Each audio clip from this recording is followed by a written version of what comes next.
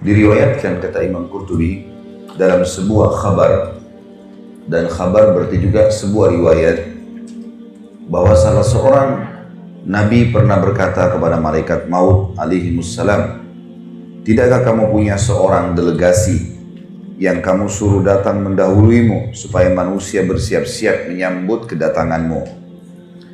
"Benar demi Allah," jawab malaikat maut, "aku bahkan punya banyak sekali delegasi berupa macam-macam gangguan dan penyakit, uban yang ada di kepala, berbagai hal yang menyedihkan, dan berkurangnya pendengaran juga penglihatan.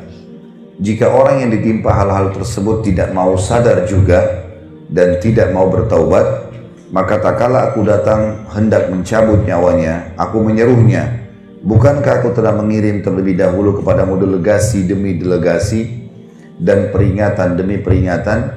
Aku adalah delegasi terakhirmu.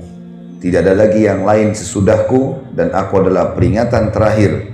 Tidak ada lagi peringatan lain sesudahku. Tidak ada satu hari pun di mana matahari terbit dan terbenam, melainkan malaikat maut menyeru, 'Hai orang-orang yang telah berumur 40 tahun, inilah saatnya kalian mengambil bekal. Selagi kalian masih berakal, anggota-anggota tubuh kalian masih kuat perkasa. Hai orang-orang yang telah berumur 50 tahun, telah dekat saatnya memetik dan panen. Hai orang-orang yang telah berumur 60 tahun, kalian telah melupakan hukuman Allah dan melalaikan jawaban atas firman Allah subhanahu wa ta'ala yang telah disebutkan di dalam surah Fatir ayat 37. A'udzu billahi minasyaitonir rajim. Awalam nu'ammirkum ma yatadzakkaru fihi man tadzakkara wa ja'akumun nadhir. Bukankah kami telah memanjangkan umurmu dan dalam masa yang cukup untuk berfikir bagi orang-orang yang mau berfikir, dan bukankah telah datang kepadamu an-nadhir atau pemberi peringatan?" Sampai sini dulu. Khusus lembaran ini kita harus mengambil pelajaran penting Bapak Ibu sekalian, dan sekaligus menepis beberapa persepsi negatif tentang masalah mati. Misal, orang menganggap nanti sudah keriputan, sudah tua sekali, udah bungkuk badannya, baru dia mati. Ini persepsi salah. Karena banyak yang masih bayi mati, remaja mati. Persepsi yang lain, orang menganggap dia akan mati kalau masuk rumah sakit, sakit parah, di ICU. Maka ini juga persepsi yang salah. Karena ukuran rumah sakit dibandingkan dengan jalan raya, mana yang lebih banyak manusianya? Di jalan raya. Ruangan ICU ada berapa di rumah sakit? 1 atau 2. Mana manusia miliaran? Berarti persepsi orang yang menganggap bahwasanya sakit dulu baru mati itu keliru. Karena sedikit sekali orang masuk rumah sakit. Gak banyak. Gitu kan? Lebih banyak orang yang lewat lulalang depan rumah sakit. Kalau ada persepsi yang lain juga mengatakan mungkin kalau tabrakan tiba-tiba ya, atau terjadi pembunuhan, perampokan baru mati, ya juga keliru. Banyak orang yang tabrakan dan juga ya, dirampok tidak mati, tapi banyak orang yang justru tidak dirampok meninggal dunia. Dan ambillah dari semua persepsi yang syaitan bisikan di kuping kita untuk lalai, maka tepis semuanya. Dengan sangat yakin kalau mati bisa datang setiap saat. Mau sehat, mau sakit, mau kuat, mau lemah, mau kaya, mau miskin, laki-laki, perempuan. Jangan lalai terus. Kita perlu tahu dan garis bawahi satu hal Bapak Ibu sekalian. Kalau umur yang telah berlalu, umumnya lebih panjang daripada umur yang tersisa. Karena umur yang telah berlalu, itu yang sudah pasti kita laluin.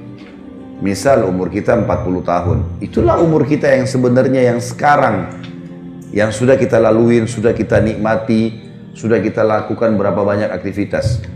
Umur ke depan kita nggak tahu, sehari kah, 2 hari kah, seminggu kah, kita nggak tahu.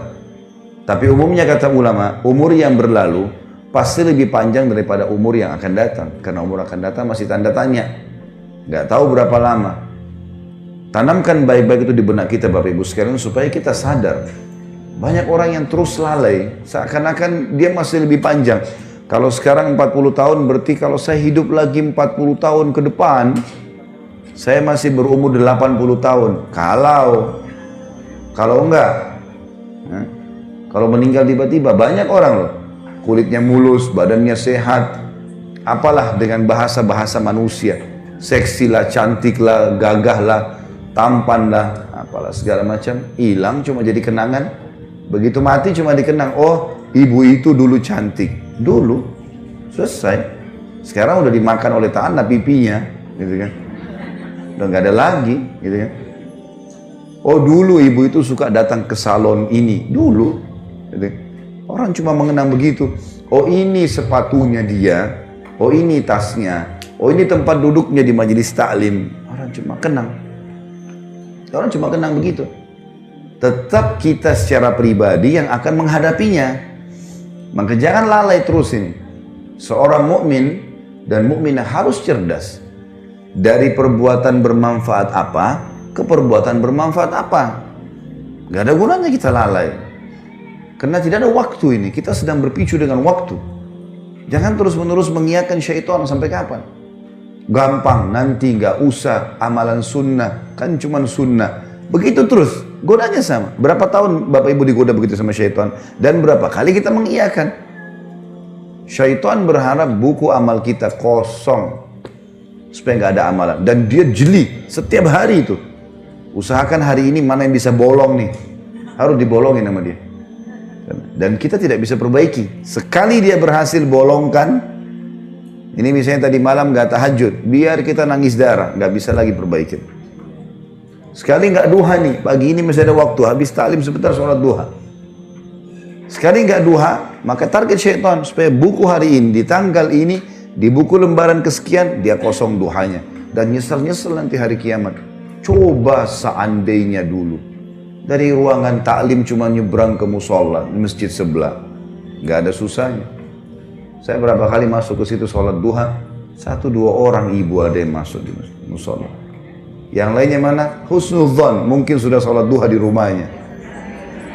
Alhamdulillah. Alhamdulillah. Baiklah. Masya Allah. Karena duha itu yang paling baik pada saat unta merasa panas. Kurang lebih jam 8. Kurang lebih. Kalau taklim kita jam 8 setengah 9, berarti sudah sholat duha semua. Masya Allah. Syukurlah. Ya urusan Bapak Ibu sama Allah. Saya cuma tugasnya mengingatkan. Artinya kalau ada orang yang sudah jalankan, alhamdulillah. Bersyukurlah. Tapi kalau yang belum, sampai kapan mau belum nih? Sampai kapan nggak mau? Dan apa alasannya? Malas saja. Karena malas, karena semua bisa, tinggal wudhu, tinggal sholat.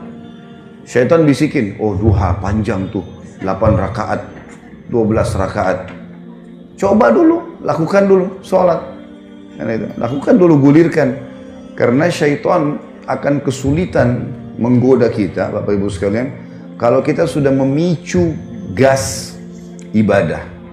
Seperti orang kalau sudah mulai, enggak, saya programin, mulai besok saya nggak boleh luputkan duha. Atau mulai hari ini, saya nggak boleh luputkan sholat malam. Saya nggak boleh luputkan selembar Al-Quran setiap hari. Misal, zikir pagi sore, komitmen kan, itu kita seperti sedang lari, sudah mulai dari garis start. Musuh kita untuk mengalahkan kita, dia harus lebih cepat daripada kita. Syaitan paling gampang kalau orang belum start, nggak mulai gitu. Al-Quran tahu keutamanya, tapi nggak pernah baca. Duha tahu, tapi nggak pernah sholat. Sedekah tahu, tapi nggak pernah diamalin. Maka orang seperti mau lomba lari, dia belum memulai. Maka oleh rivalnya diketawain aja dia. Gampang orang ini. Tapi kalau kita sudah mulai programkan, kita seperti lagi lari. Speed kita 30, musuh kita syaitan harus 40 untuk ngalahin kita. Kalau dia 30 juga bersaing, nggak bisa ngalahin kita dia. Karena kita sudah mulai. Maka memulai dulu. Mulai, lakukan, programkan. Jangan lalai terus, seperti itulah. Delegasi-delegasi yang dari malaikat maut sudah banyak. Dijelaskan dalam paragraf ini. Adanya uban, mulai melemah, tidak seperti dulu lagi.